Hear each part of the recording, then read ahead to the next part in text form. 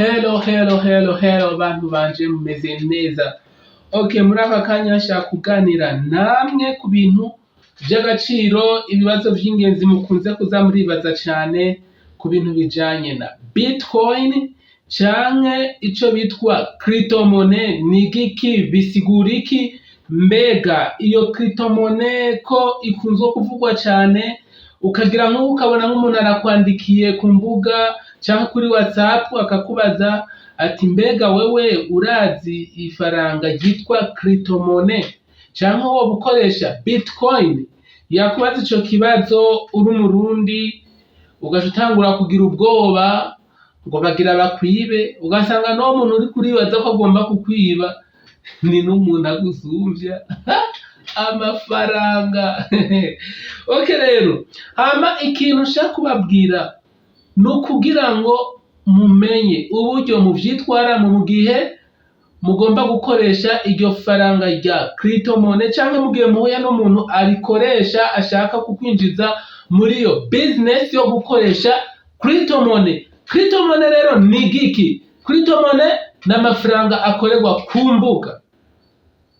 Ukuvuga murazi yuko ari amafaranga akorerwa muri banki. Cryptomonnaie rero n'amafaranga akorerwa hehe? Ku mbuga. Ayo mafaranga rero akorerwa ku mbuga bakoresha amarobo. Sinzi abazungu barazi ubwenge cyane, bakoresha amarobo. Barafise amarobo bakoresha, ayo marobo niyo akora amahera. Hama rero barafise n'ingene ayo mafaranga bakoresha amarobo bayabyaza umusaruro, akavamwa amadolari, akavamwa amarundi, akavamwa amanyarwanda.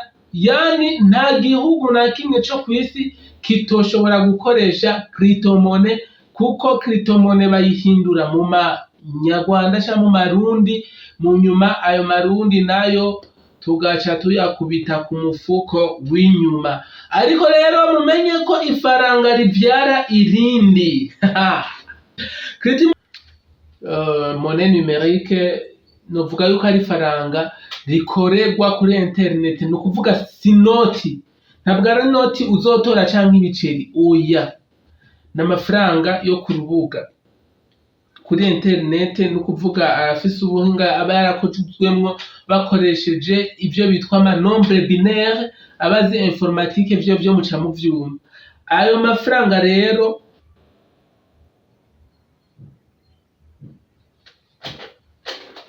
akaba ari amafaranga akoreshwa kuri internet. Urashobora kugura ikintu ukakigurira kuri internet ukoresheje Cryptomonnaie, sawa? No kuvuga ayo mafaranga ntabwo aca muri banki, samahera aca muri banko yaha. Ikindi naco n'amafaranga yigenga, ntabwo akorana n'amabanki. Akaba akozwe mu buhinga bwa bya biharuro by'imashini. Ababikoze ni babisobanukirwa, n'aba informaticiens barabizi yuko le nombre binaire, imashini burya nta kindi kintu ntizi muri burya. Umuntu wese akoresha imashini ntizi a, ntizi i, ntizi u, ntizi iki. Imashini izi kimwe na zero. Abantu bize informatique ni muri ubwo buryo rero n'ifaranga rya Cryptomonnaie rikoze. Cryptomonnaie rero niryo rivyara ico bitwa Bitcoin.